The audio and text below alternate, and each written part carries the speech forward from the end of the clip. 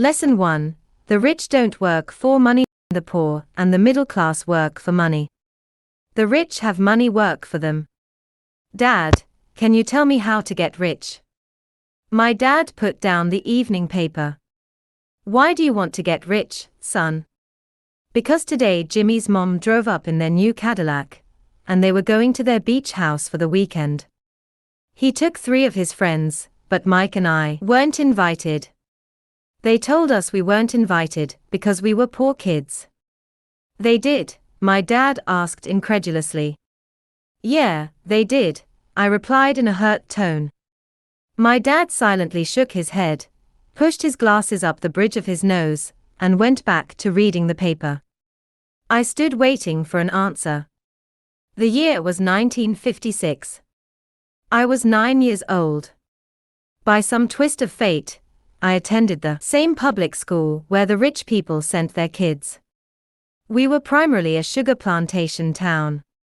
The managers of the plantation and the other affluent people, such as doctors, business owners, and bankers, sent their children to this elementary school.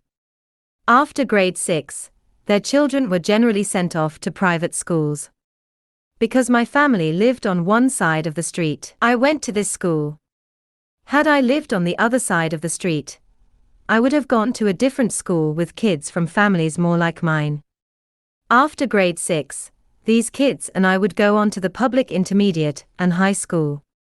There was no private school for them or for me. My dad finally put down the paper. I could tell he was thinking. Well, son, he began slowly. If you want to be rich, you have to learn to make money. How do I make money? I asked. Well, use your head, son, he said, smiling. Even then I knew that really meant, that's all I'm going to tell you, or I don't know the answer, so don't embarrass me. A partnership is formed the next morning. I told my best friend, Mike, what my dad had said. As best as I could tell, Mike and I were the only poor kids in this school. Mike was also in this school by a twist of fate. Someone had drawn a jog in the line for the school district, and we wound up in school with the rich kids. We weren't really poor, but we felt as if we were because all the other boys had new baseball gloves, new bicycles, new everything. Mom and Dad provided us with the basics, like food, shelter, and clothes. But that was about it. My dad used to say, if you want something, work for it. We wanted things, but there was not much work available for 9-year-old boys. So what do we do to make money? Mike asked. I don't know, I said. But do you want to be my partner? He agreed, and so on that Saturday morning, Mike became my first business partner. We spent all morning coming up with ideas on how to make money. Occasionally, we talked about all the cool guys at Jimmy's beach house having fun. It hurt a little, but that hurt was good, because it inspired us to keep thinking of a way to make money. Finally, that afternoon, a bolt of lightning struck. It was an idea Mike got from a science book he had read. Excitedly, we shook hands, and the partnership now had a business. For the next several weeks, Mike and I ran around our neighborhood, knocking on doors and asking our neighbors if they would save their toothpaste tubes for us. With puzzled looks, most adults consented with a smile. Some asked us what we were doing, to which we replied, we can't tell you. It's a business secret. My mom grew distressed as the weeks wore on. We had selected a site next to her washing machine as the place we would stockpile our raw materials. In a brown cardboard box that at one time held ketchup bottles, our little pile of used toothpaste tubes began to grow. Finally my mom put her foot down. The sight of her neighbor's messy, crumpled, used toothpaste tubes had gotten to her. What are you boys doing? She asked.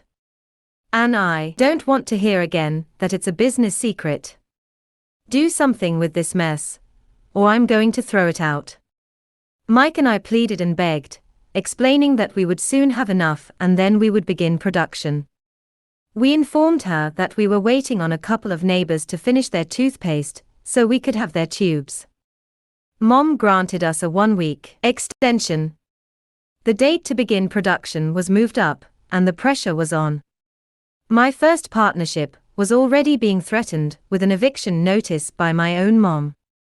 It became Mike's job to tell the neighbors to quickly use up their toothpaste, saying their dentist wanted them to brush more often anyway. I began to put together the production line. One day my dad drove up with a friend to see 2 9-year-old boys in the driveway with a production line operating at full speed. There was fine white powder everywhere. On a long table were small milk cartons from school, and our family's hibachi grill was glowing with red-hot coals at maximum heat. Dad walked up cautiously, having to park the car at the base of the driveway since the production line blocked the carport.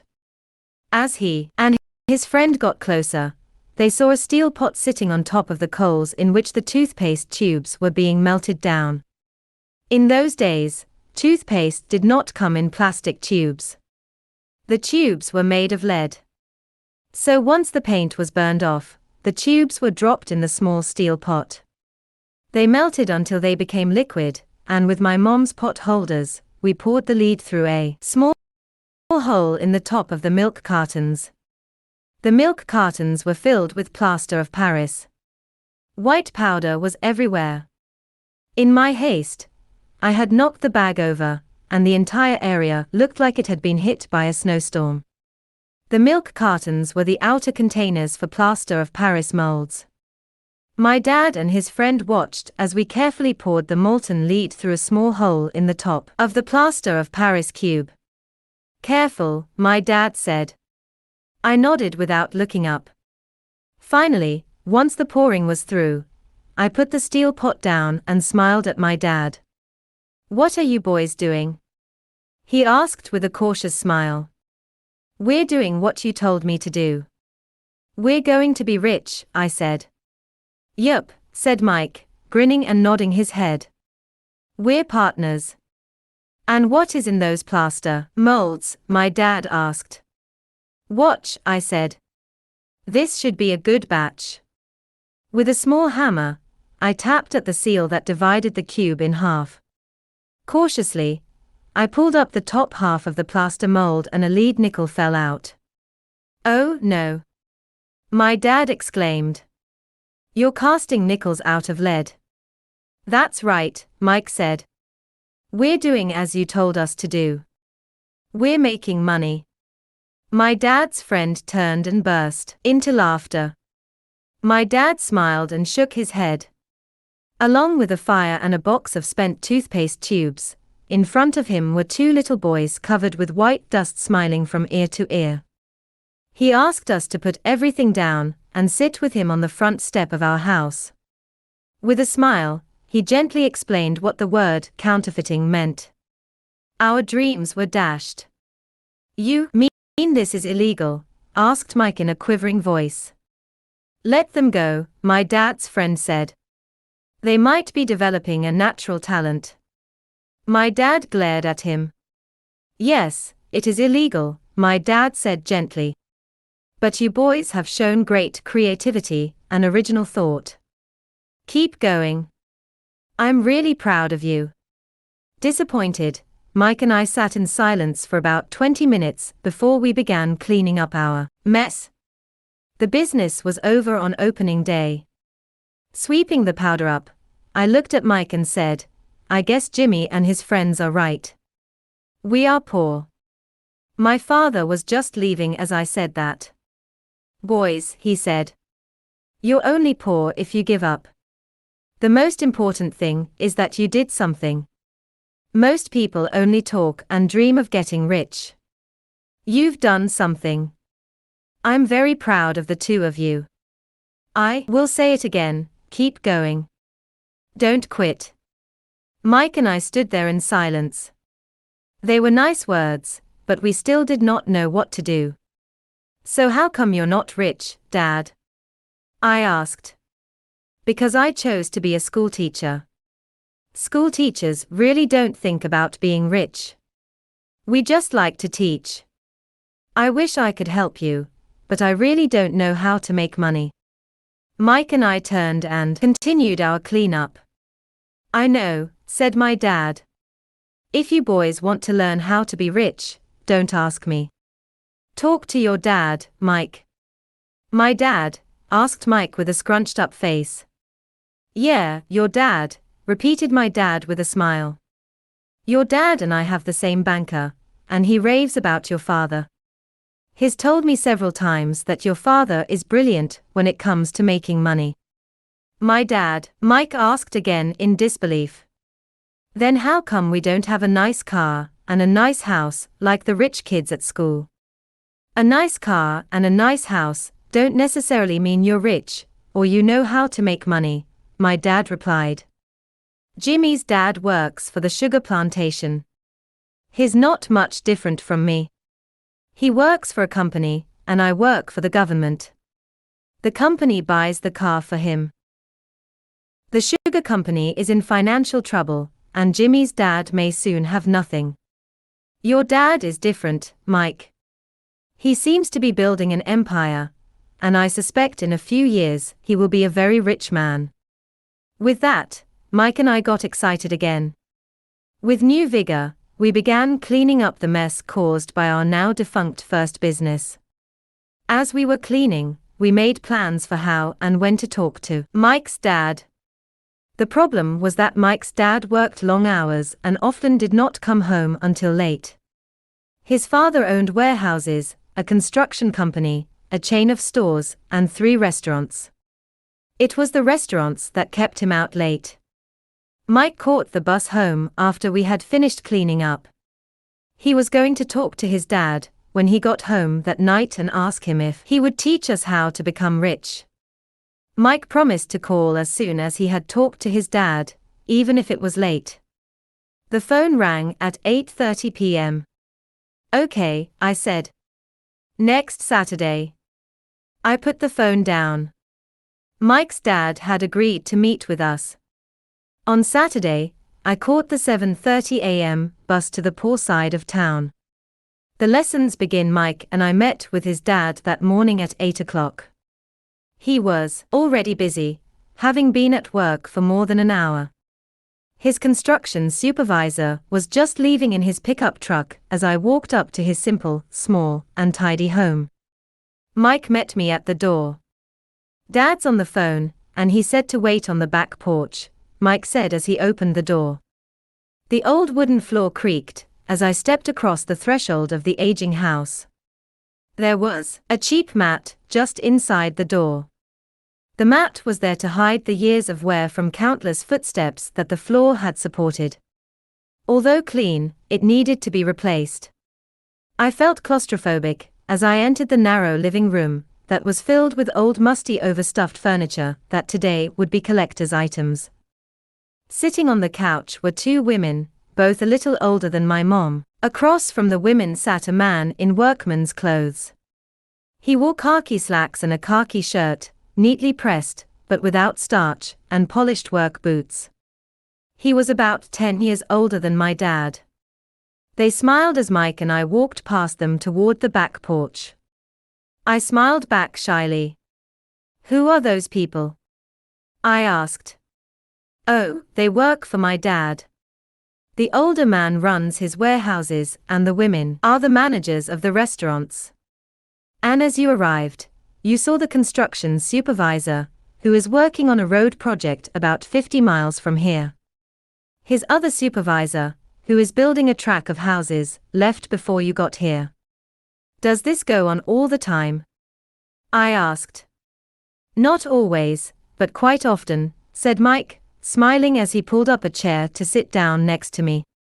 I asked my dad if he would teach us to make money, Mike said. Oh, and what did he say to that? I asked with cautious curiosity. Well, he had a funny look on his face at first, and then he said he would make us an offer. Oh, I said, rocking my chair back against the wall. I sat there perched on 2 rear legs of the chair. Mike did the same thing. Do you know what the offer is? I asked. No, but we'll soon find out. Suddenly, Mike's Dad burst through the rickety screen door and onto the porch. Mike and I jumped to our feet, not out of respect, but because we were startled. "Ready, boys?" he asked as he pulled up a chair to sit down with us. We nodded our heads as we pulled our chairs away from the wall to sit in front of him. He was a big man, about 6 feet tall and 200 pounds. My dad was taller, about the same weight, and 5 years older than Mike's dad. They sort of looked alike, though not of the same ethnic makeup. Maybe their energy was similar. "Mike says you want to learn to make money. Is that correct, Robert?" I nodded my head quickly, but with a little trepidation. He had a lot of power behind his words and smile. "Okay, here's my offer. I'll teach you, but I won't do it classroom style. You work for me, I'll teach you. You don't work for me, I won't teach you. I can teach you faster if you work, and I'm wasting my time if you just want to sit and listen like you do in school. That's my offer. Take it or leave it." May I ask a question first?" I asked. "No. Take it or leave it. I've got too much work to do to waste my time. If you can't make up your mind decisively, then you'll never learn to make money anyway. Opportunities come and go. Being able to know when to make quick decisions is an important skill. You have the opportunity that you asked for. School is beginning, or it's over in 10 seconds, Mike's dad said with a teasing smile. "Take it," I said. "Take it," said Mike. "Good," said Mike's dad. "Mrs. Martin will be by in 10 minutes. After I'm through with her, you'll ride with her to my superette, and you can begin working. I'll pay you 10 cents an hour, and you'll work 3 hours every Saturday." "But I have a softball game today," I said. Mike's dad lowered his voice to a stern tone. "Take it, or leave it," he said.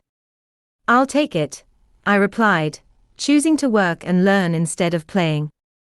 30 cents later, by 9 a.m. that day, Mike and I were working for Mrs. Martin. She was a kind and patient woman. She always said that Mike and I reminded her of her 2 grown sons.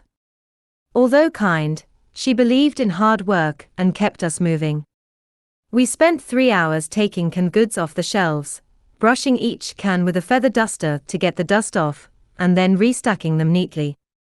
It was excruciatingly boring work. Mike's dad, whom I call my rich dad, owned 9 of these little superettes, each with a large parking lot. They were the early version of the 7-Eleven convenience stores, little neighborhood grocery stores where people bought items such as milk, bread, butter, and cigarettes. The problem was that this was Hawaii before air conditioning was widely used, and the stores could not close their doors because of the heat. On 2 sides of the store, the doors had to be wide open to the road and parking lot. Every time a car drove by or pulled into the parking lot, dust would swirl and settle in the store. We knew we had a job as long as there was no air conditioning. For 3 weeks, Mike and I reported to Mrs. Martin and worked our 3 hours. By noon, our work was over, and she dropped 3 little dimes in each of our hands. Now, even at the age of 9 in the mid-1950s, 30 cents was not too exciting.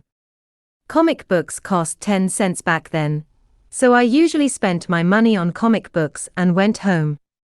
By Wednesday of the 4th week, I was ready to quit. I had agreed to work only because I wanted to learn to make money from Mike's dad, and now I was a slave for 10 cents an hour. On top of that, I had not seen Mike's dad since that first Saturday. "I'm quitting," I told Mike at lunchtime. School was boring, and now I did not even have my Saturdays to look forward to. But it was the 30 cents that really got to me. This time Mike smiled.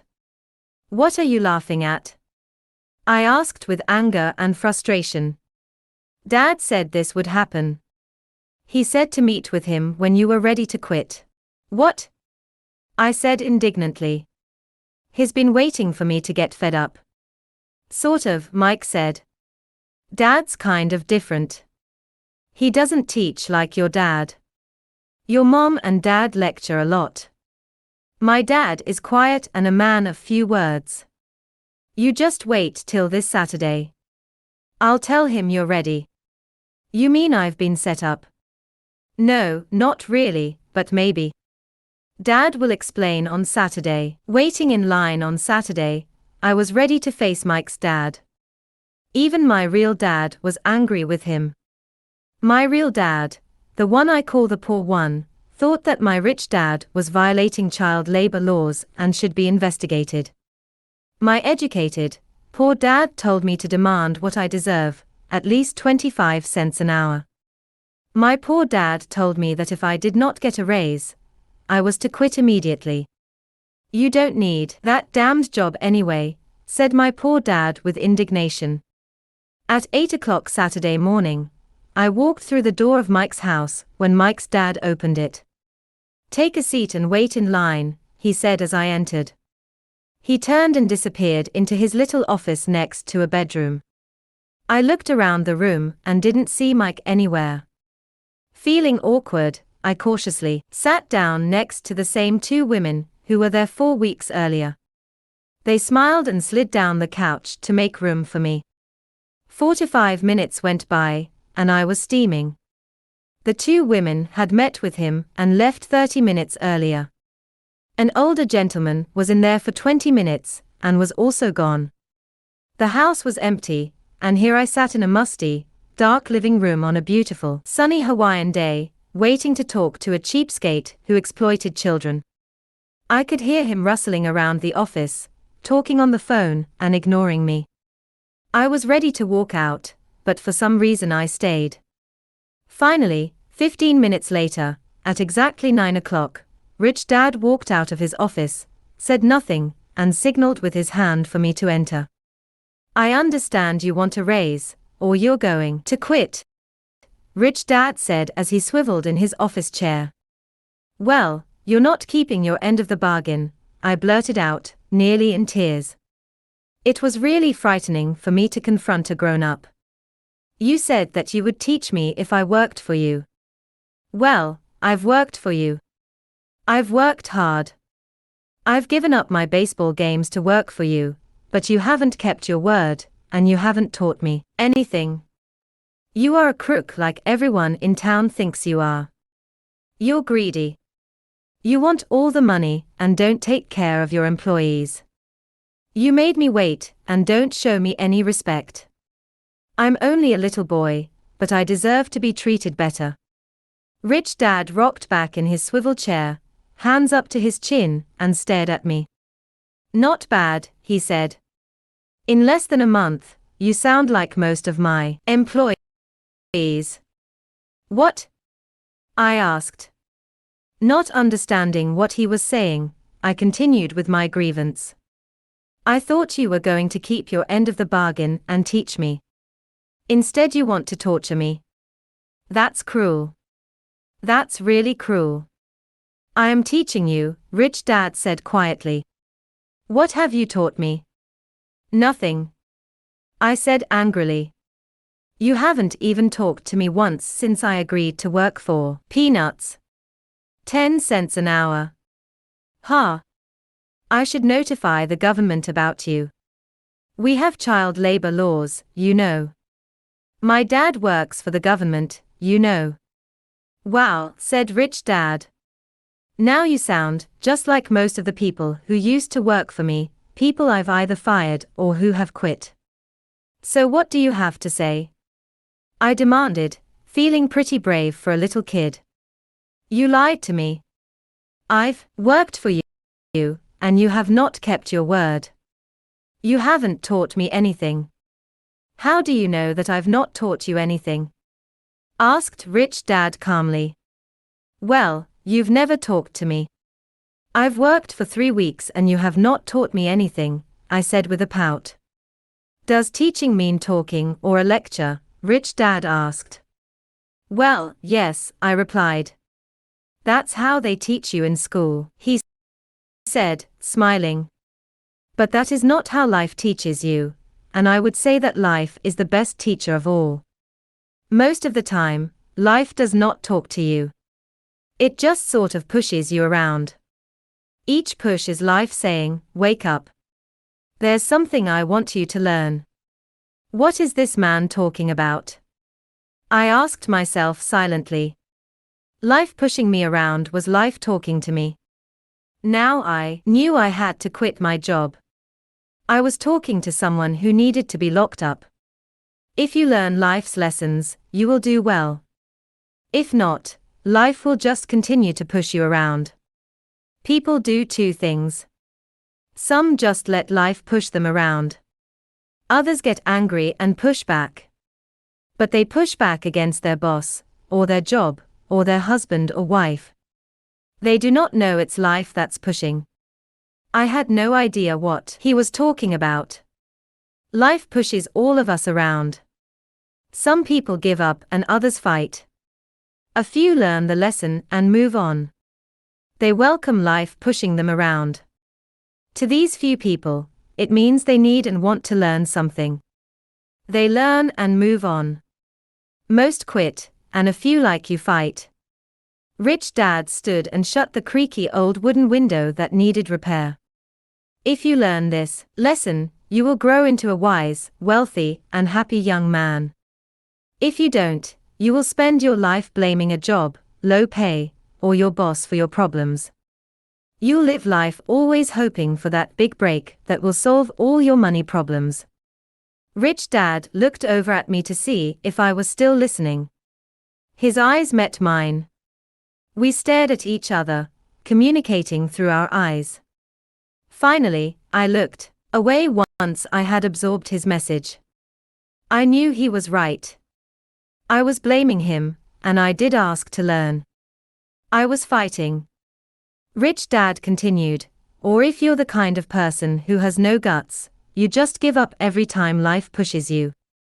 If you're that kind of person, you'll live all your life playing it safe, doing the right things, saving yourself for some event that never happens. Then you die a boring old man. You'll have lots of friends who really like you because you were such a nice hard-working guy. But the truth is that you let life push you into submission.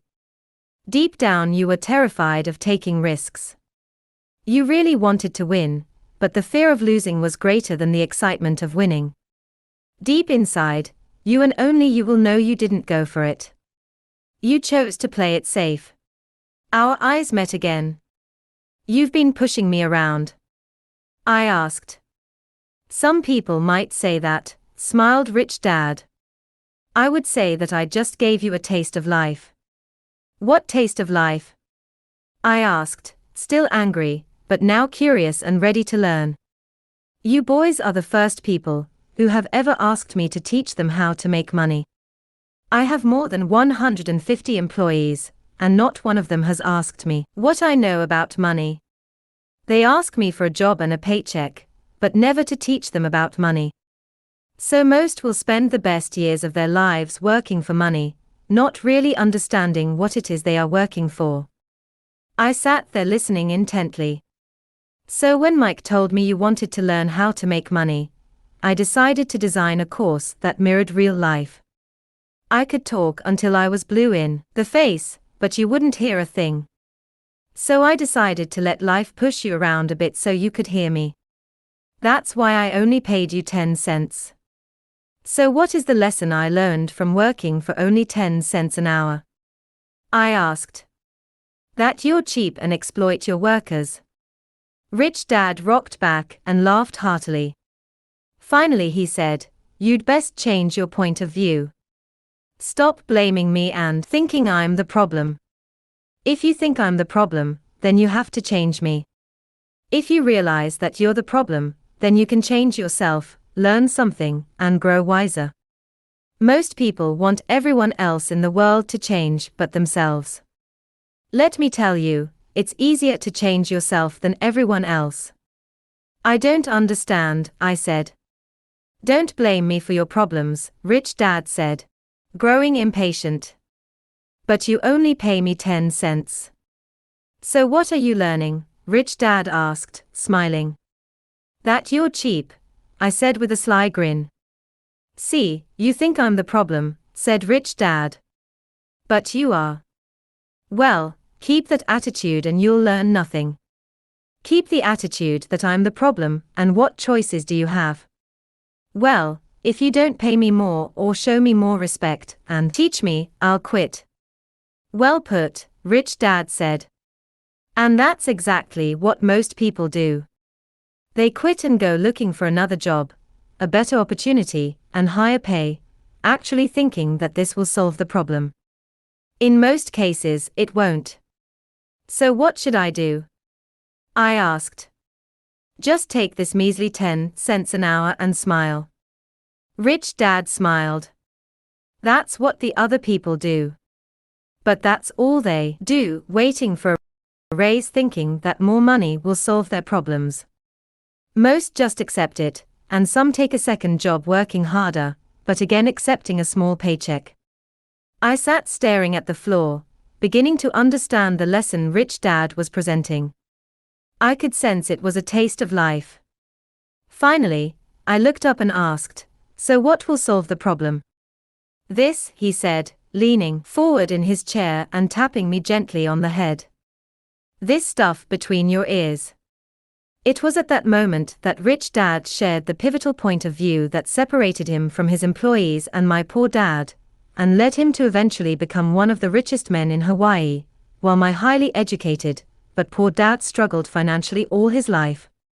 It was a singular point of view that made all the difference over a lifetime.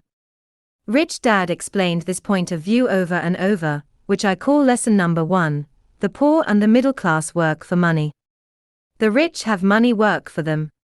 On that bright Saturday morning, I learned a completely different point of view from what I had been taught by my poor dad. At the age of 9, I understood that both dads wanted me to learn. Both dads encouraged me to study, but not the same things. My highly educated dad recommended that I do what he did. Son, I want you to study hard, get good grades, so you can find a safe, secure job with a big company. And make sure it has excellent benefits. My rich dad wanted me to learn how money works, so I could make it work for me. These lessons I would learn through life with his guidance, not because of a classroom. My rich dad continued my first lesson. I'm glad you got angry about working for 10 cents an hour. If you hadn't got angry and had simply accepted it, I would have to tell you that I could not teach you. You see, true learning takes energy, passion, and a burning desire. Anger is a big part of that formula, for passion is anger and love combined. When it comes to money, most people want to play it safe and feel secure. So passion does not direct them. Fear does. So is that why they'll take jobs with low pay? I asked. Yes, said Rich Dad. Some people say I exploit people, because I don't pay as much as the sugar plantation, or the government. I say the people exploit themselves. It's their fear, not mine. But don't you feel you should pay them more? I asked. I don't have to. And besides, more money will not solve their problems. Just look at your dad. He makes a lot of money, and he still can't pay his bills. Most people, given more money, only get into more debt. So that's why the 10 cents an hour, I said, smiling. It's a part of the lesson. That's right, smiled Rich Dad. You see, your dad went to school and got an excellent education, so he could get a high-paying job. But he still has money problems, because he never learned anything about money in school. On top of that, he believes in working for money. And you don't? I asked. No, not really, said Rich Dad. If you want to learn to work for money, then stay in school. That is a great place to learn to do that. But if you want to learn how to have money work for you, then I will teach you that, but only if you want to learn. Wouldn't everyone want to learn that? I asked. No, said Rich Dad, Simply because it's easier to learn to work for money, especially if fear is your primary emotion when the subject of money is discussed. I don't understand, I said with a frown. Don't worry about that for now. Just know that it's fear that keeps most people working at a job. The fear of not paying their bills, the fear of being fired, the fear of not having enough money, and the fear of starting over. That's the price of studying to learn a profession or trade, and then working for money. Most people become a slave to money, and then get angry at their boss. Learning to have money work for you is a completely different course of study. I asked. Absolutely, Rich Dad answered. Absolutely. We sat in silence on that beautiful Hawaiian Saturday morning. My friends had just started their Little League baseball game, but for some reason, I was now thankful I had decided to work for 10 cents an hour. I sensed that I was about to learn something my friends wouldn't learn in school. Ready to learn? Asked Rich Dad. Absolutely, I said with a grin. I have kept my promise. I've been teaching you from afar, my rich dad said. At 9 years old, you've gotten a taste of what it feels like to work for money. Just multiply your last month by 50 years, and you will have an idea of what most people spend their life doing. I don't understand, I said. How did you feel waiting in line to see me, once to get hired and once to ask for more money? Terrible, I said. If you choose to work for money, that is what life will be like, said Rich Dad. And how did you feel when Mrs. Martin dropped 3 dimes in your hand for 3 hours of work? I felt like it wasn't enough. It seemed like nothing. I was disappointed, I said. And that is how most employees feel when they look at their paychecks, especially after all the tax and other deductions are taken out. At least you got 100%. You mean most workers don't get paid everything? I asked with amazement. Heavens no, said Rich Dad. The government always takes its share first. How do they do that? I asked. Taxes, said Rich Dad. You're taxed when you earn. You're taxed when you spend. You're taxed when you save. You're taxed when you die. Why do people let the government do that to them? The rich don't, said Rich Dad with a smile. The poor and the middle class do. I'll bet you that I earn more than your dad, yet he pays more in taxes. How can that be? I asked. At my age, that made no sense to me. Why would someone let the government do that to them? Rich Dad rocked slowly and silently in his chair, just looking at me. Ready to learn? He asked. I nodded my head slowly. As I said, there is a lot to learn.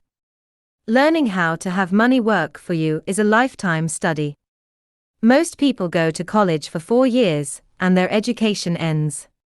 I already know that my study of money will continue over my lifetime, simply because the more I find out I need to know.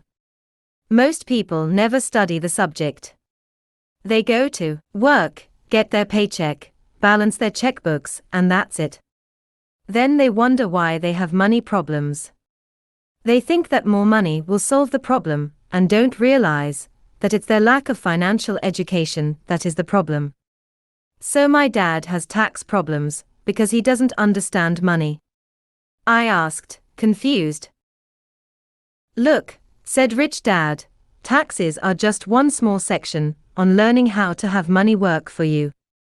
Today, I just wanted to find out if you still have the passion to learn about money. Most people don't. They want to go to school, learn a profession, have fun at their work, and earn lots of money. One day they wake up with big money problems, and then they can't stop working. That's the price of only knowing how to work for money instead of studying how to have money work for you. So do you still have the passion to learn? Asked Rich Dad. I nodded my head. Good, said Rich Dad. Now get back to work. This time, I will pay you nothing. What? I asked in amazement. You heard me. Nothing. You will work the same 3 hours every Saturday, but this time you will not be paid 10 cents per hour. You said you wanted to learn to not work for money, so I'm not going to pay you any.